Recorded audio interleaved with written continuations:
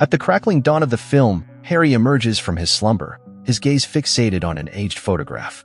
With a sigh, he rises, his breath punctuated by the sharp hiss of his asthma inhaler. In the solitude of his home, he indulges in a simple breakfast of jam-slathered bread, proceeding to cleanse his dishes with a quiet, almost ritualistic precision. A sudden, piercing scream pierces the tranquil morning air. Harry's curiosity draws him to the window, yet he dismisses the disturbance as a mundane occurrence of the neighborhood. Stepping into the day, he ventures onto the bustling streets, his path intersected by the pulsating allure of a tunnel resonating with mysterious melodies, only to be deterred by the relentless march of time. Within the sterile confines of a hospital, Harry tenderly reaches out to his beloved wife, her frail form a stark testament to her declining health. Seeking solace in the camaraderie of a dimly lit bar, Harry's somber musings are interrupted by the arrival of Lynn, sparking a cerebral duel over a chessboard. Amidst the clinking of glasses and the murmur of conversation, Lynn inquires about Kath's well-being, prompting Harry to confront the harsh reality of her deteriorating condition. As the evening unfolds, the shadowy underbelly of the city rears its head, manifesting in the form of illicit transactions witnessed by the unyielding gaze of Lynn, though Harry remains unmoved by the encroaching darkness.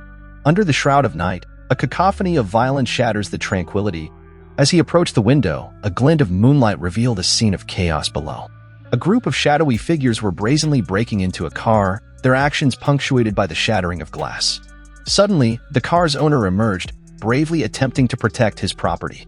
But the odds were against him as the goons mercilessly beat him down.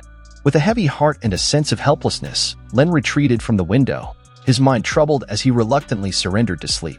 Despite Len's resigned retreat into slumber, Harry's rest is shattered by an urgent summons that propels him into the relentless downpour outside. A frenzied journey leads him to the stark reality of an empty hospital room, where the absence of his beloved wife strikes him with a devastating blow, igniting a torrent of grief. Amidst the tender embrace of mourning, Harry lays a bouquet of flowers as a final tribute to his lost love. In the wake of sorrow, Len stands as a steadfast companion, guiding Harry back to the familiar refuge of the bar. There at the bar, Harry and Len, battling it out over a game of chess. As they play, Harry dives into a tale from his Marine Corps days. He credits his buddy Bob for playing matchmaker, helping him meet his future wife. Harry reminisces about a magical night of dancing with her. Len, curious, probes into Harry's past, asking if he ever took a life during his service. Harry, evasive, deflects the question with a terse, "You can't ask that." Len, sensing tension, apologizes, but Harry remains tight-lipped, revealing only that meeting his wife led him to leave the Marines. In a candid moment in the restroom, Len confides in Harry about his fears, painting a grim picture of their rough neighborhood where he's been subjected to humiliating acts like being spat on and having dog feces shoved in his mailbox. He brandishes a knife, declaring he's had enough, but Harry, the voice of reason, intervenes, admonishing Len's impulse for violence. Later that night, a fiery disturbance erupts at Len's residence, prompting him to leap into action, extinguishing the flames and unleashing a torrent of rage at the perpetrators. The following day, police officers, led by Alice, pay a solemn visit to Harry's home. They deliver the devastating news of Len's demise, revealing he was assaulted and found lifeless on a desolate street.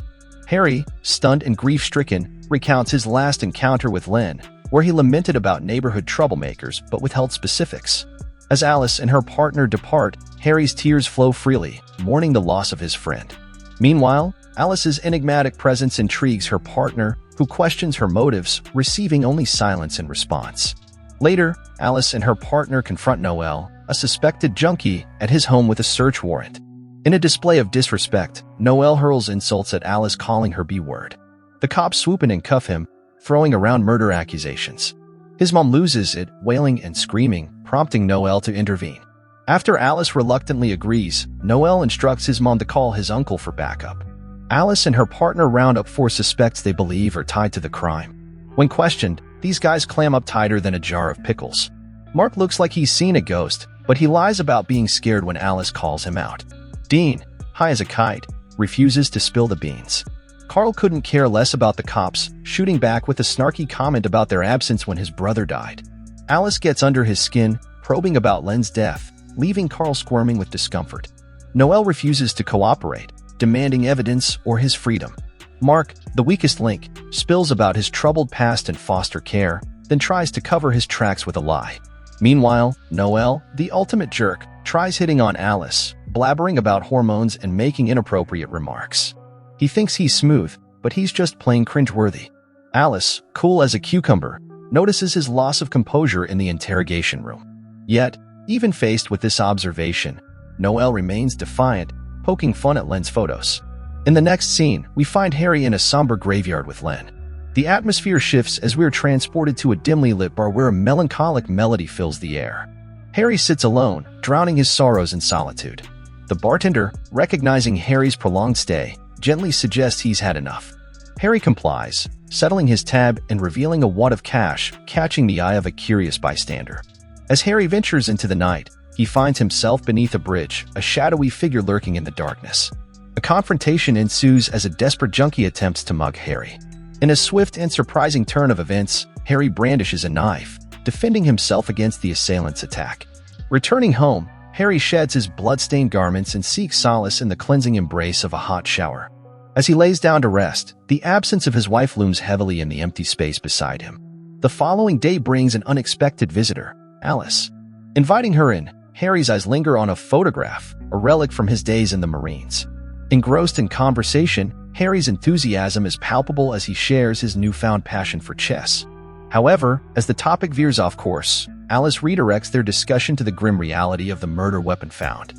She said the weapon was really strong and it was Len's because his fingerprints were on it.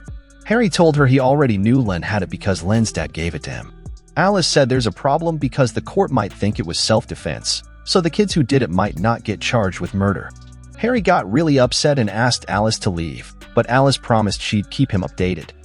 Alone once more, Harry delves into a box of memories, uncovering tokens of love and longing from his wife. Among them, an old knife stirs memories of darker days. Haunted by curiosity, Harry ventures to Len's charred home, the remnants of a tragic blaze serving as a stark reminder of the violence that lurks in their midst. Amidst the wreckage, a photograph of Len and his wife draws Harry's attention, igniting a spark of determination. Surveying the familiar tunnel from Len's window, Harry bears witness to the sordid dealings of the underworld. A couple walks towards a tunnel.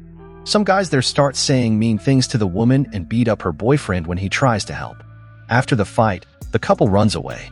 Later that night, Harry follows a drug addict and knocks on his door, saying he wants to make a deal. Harry goes inside their house, but then one of them called Stretch points a gun at him. But the other guy calms Stretch down. Harry says he wants to buy a gun, and Stretch asks why. Harry makes up a story and says he wants it to scare away pigeons from his roof. Stretch goes to another room and Harry follows. In that room, there's a farm. Harry goes through that room and enters another one where Stretch is watching TV. The TV shows a video of Stretch clapping while a girl, who seems really high, is making loud noises. Harry feels uncomfortable watching this and sees a girl on the couch who looks completely passed out. Stretch offers Harry the chance to do anything he wants with her in exchange for money. As they wait, another man enters with a bag of guns, explaining each one. Despite Harry's concerns for the unconscious girl, Stretch refuses to help and threatens him with a gun. When the girl starts coughing, Harry uses a distraction to his advantage, stabbing one man and grabbing a gun. But Stretch points his gun at Harry, only to find it empty. In a panic, Harry shoots the other guy and fires at Stretch before fleeing. He finds Stretch injured and mocks him for not maintaining his weapon before telling a story about a soldier who met a similar fate. Taking the unconscious girl with him, Harry collects all the guns he can find and sets the place ablaze. He then rushes the girl to the hospital, leaving some money for her care, and speeds away with blaring horns. Meanwhile, in her office, Alice learns that her investigation is moving slowly. Her boss warns her that any involvement with guns and crime won't be tolerated from now on. Harry heads to a church and donates all his money. Alice goes to see the girl and wonders why someone would harm two dealers but save a girl. Later, Harry watches the tunnel from his broken window at night. He sees a man meeting Neil, demanding money, and then calls Mark to join him in the car. Mark lends a hand to the man, but before you know it, Harry fires a shot straight into the man's head. Mark's fear skyrockets. Mark finds himself with Harry at Len's house, scared and tied up. Harry tries to get information about Len from Mark, but Mark doesn't know anything and refuses to cooperate. In desperation, Harry resorts to violence, whipping and threatening Mark with a gun. Eventually, Mark reveals that an old man threatened him and his friends, and one of them slapped Len. Despite Harry's disbelief, Mark claims to have recorded the incident on his phone. Harry watches the video, showing his friend's brutal murder by unknown assailants. He questions Mark about the attacker's identity. Meanwhile, Neil is seen flirting and making out with a girl under the tunnel, where others are also engaged in similar activities. Noel alerts the group to Carl's approach, who claims to have a gun. As tension rises, one of the goons panics and shoots randomly, hitting Mark.